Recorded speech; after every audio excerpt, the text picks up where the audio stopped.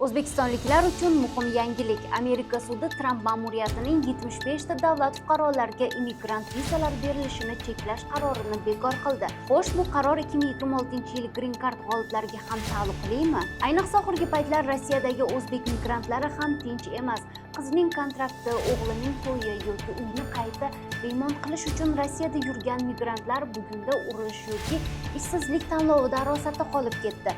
O'zbekiston ular uchun vatanga qaytarish, boshpana berish va hatto yordam puli berish choralarini qo'llayapti.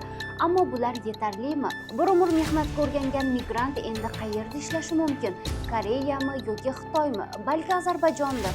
Keling, bugun shular haqida qisqagina gaplashamiz.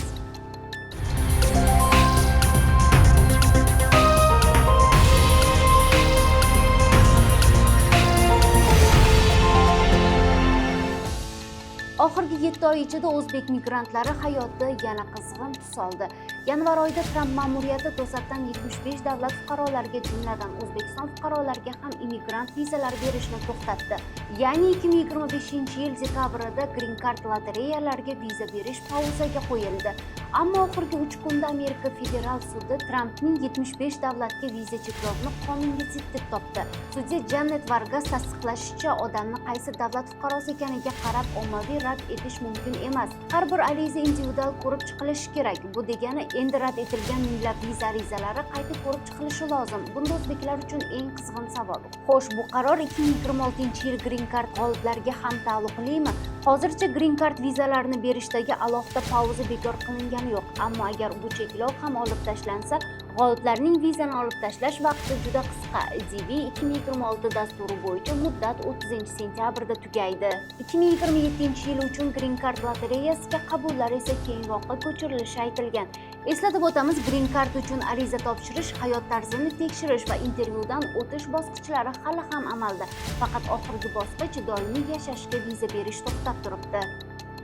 Rossiyada ishlayotgan o'zbekistonliklar soni katta va ularning ko'pchiligi uchun Rossiya shunchaki xorijiy davlat emas.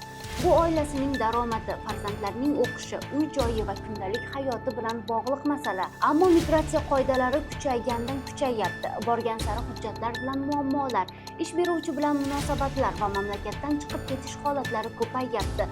Bunda gap shundaki, migrantlar muammosi bor degani emas, balki real holatda hujjatsiz qolayotganlar, ish haqqini ololmayotganlar va hatto uy-joysiz qolganlar bor.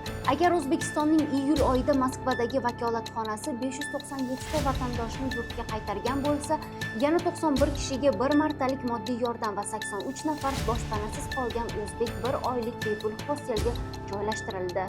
Naq 860 kishiga esa turli xavfli va muammoli holatlarda huquqiy va amaliy yordam berildi. Bunda 64 nafar fuqaroning jami 4 million rubl to'lanmagan ish haqqi ham undirib berilgan. Rossiyadagi o'zbeklar shunday holatda. Biroq o'zbekimizda oyning 15 qorong'u bo'lsa, 15i yorug' bo'ladi degan falsafaga ishonamiz. Shu kunlarda Ozarbayjon prezidenti O'zbekistonga keldi-yu, biz ozarlar bilan abadiy do'stlik shartnomasini imzoladik. Bu o'rtoqlikning asl maqsadi nimada deb o'ylaysiz? Qiziq qarorlar ichida pensiya masalasi diqqatni tortadi. Endi agar o'zbek Ozarga borib 10 yil ishlasa-yu vatanga qaytsa, u yerdagi ish staji O'zbekistondagi mehnat staji bilan birga qo'shib hisoblanishi mumkin ekan. Bunda qanday ishora? Albatta, Ozarbayjonda ishlash va mehnatiga loyiq tarzda pensiyaga ega bo'lish. Nega Ozarbayjon, Xitoy va Koreya turganda u qayerdan paydo bo'ldi? Kutib oling, biz Ozarbayjonda Kaspiy dengizida qo'shma flot tuzyapmiz. Bilasiz, O'zbekistonning dengizga chiqish yo'li yo'q. Dengiz esa butun dunyo bilan ochiq savdo degani. Ozarbayjon esa Kaspiy dengizining g'arbiy qirg'og'ida joylashgan. Bunda O'zbekiston yuklari temir yo'l orqali Kaspiyga keladi. U yerdan kemalar orqali Ozarbayjonga o'tadi va keyin Kavkaz orqali boshqa bozorlarga chiqa oladi. Oddiy qilib aytganda, Ozarbayjon O'zbekiston uchun dengiz orqali Kavkaz va Yevropaga chiqadigan transportidir. Albatta, bunday katta yordam beminnat qilinmaydi. Hamkorlikni qay darajada jiddiy ekanini tushunishingiz uchun Ozarbayjonning Azergold kompaniyasi Qashqadaryodagi Akfa oltin konini O'zbekistonga o'zlashtirishga yordam beradi. Navoiy viloyatida esa geologik qidiruv ishlarini olib boradi. Qolaversa, yana bir Ozarbayjon kompaniyasi Toshkent, Navoiy va Jizzax viloyatlarida noyob yer metallarini qazib olish loyihalarida ishtirok etishi reja qilindi. Hatang, bu ham oltinimizga ko'z tikyaptimi deyishga shoshilmang. Biz shu paytgacha noyob qazilma boyliklarini xomashyoga aylantirib ko'rmadik. Ular qayta ishlaganda qiymati qanchalik oshishini bilmaymiz. O'zbekistondagi volfram, molibden, litiy, germaniy, grafit va galliy kabi noyob yer metallari aviatsiya, energetika, elektronika va mudofaa sohalarida muhim qurolga aylanishi mumkin.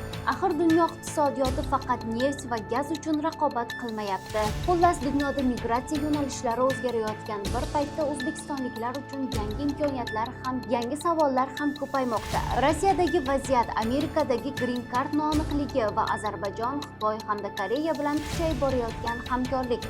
Bularning barchasi bitta savolni o'rtaga qo'yadi. Kelajakda o'zbekistonlik migrantlar uchun eng yaxshi qaysi davlat bo'ladi? Fikringizni yozib qoldiring.